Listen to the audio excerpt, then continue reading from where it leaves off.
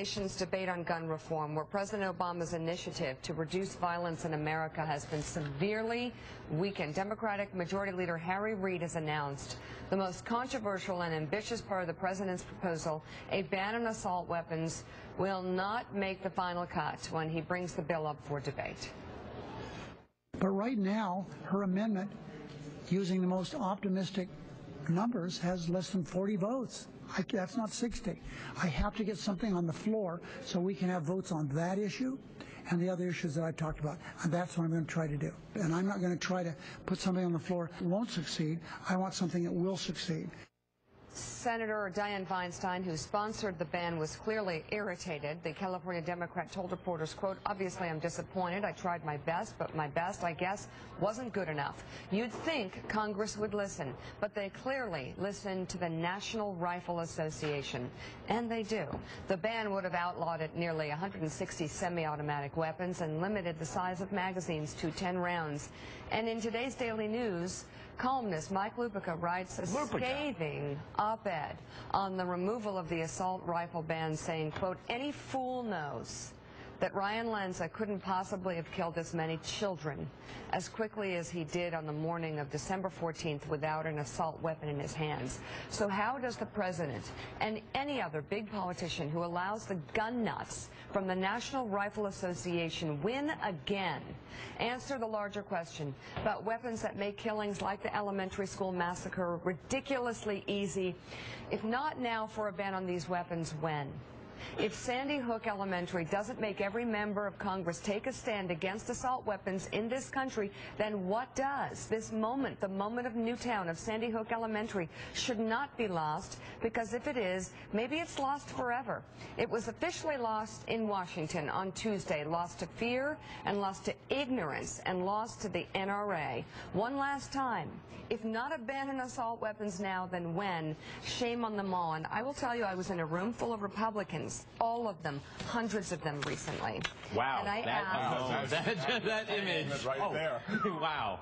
We do that more often than you think. I got hives, but I'm okay. Oh, you know what? It's probably her accountants and bankers that count her money. Right. No. Right. Lawyers.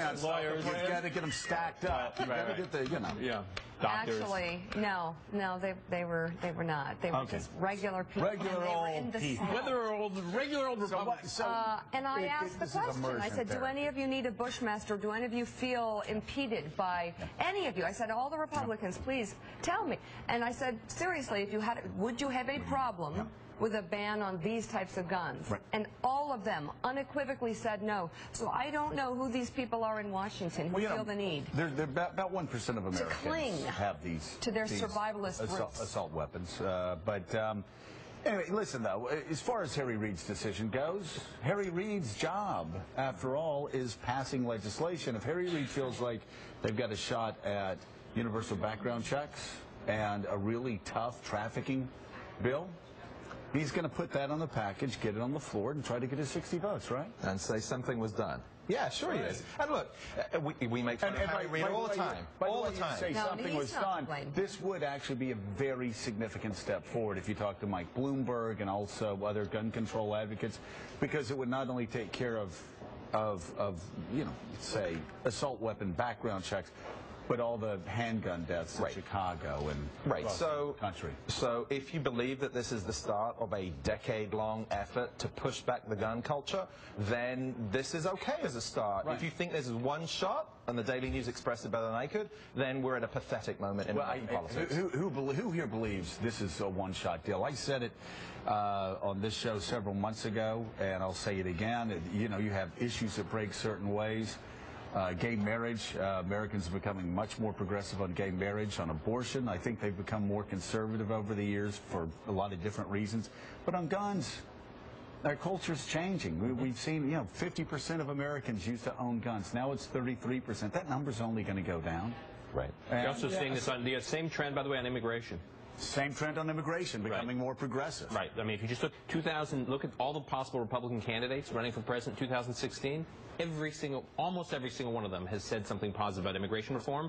2012, none of them. All right, Jane.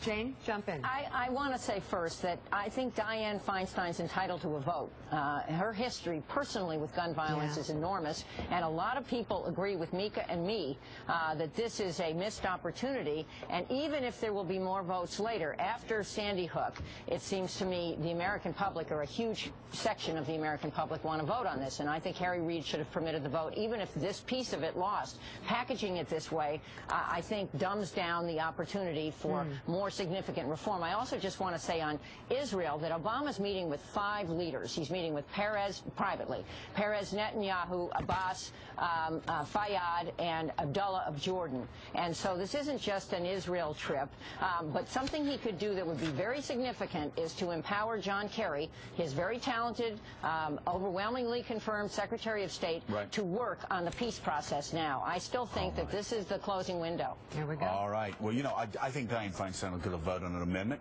and I want to see the number of votes.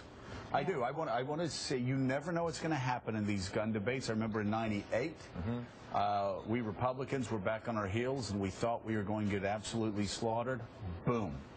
We carried the day and won huge, and the Democrats went into retreat for a decade. I'd be surprised. Put some of these restrictions, some of these regulations on the floor. I'd be surprised at Republicans that, you know what, if you want to say no to background checks to keep guns out of the hands of felons and people that are mentally ill, put that on the record. But it's not just, Put that on the record. Put that on the record. Harry Reid's reality. I don't know why everyone's so shocked about this outcome. I mean, he graphed this a month ago. Right. That this was where this was going. Well, he's trying to protect his his 12 Senate Democrats who are going to be in the crosshairs. Well, and they're the same, too. Good luck with them, because I'll tell you what, especially those Senate Democrats, if they vote against universal background checks, if they vote against the tough trafficking bill, Michael Bloomberg is coming after you. Right. Democrats, you think you have problems coming from the right and the NRA if you vote against sane, rational regulation on gun that ownership? A lot of people want, including a lot of Republicans. Duck.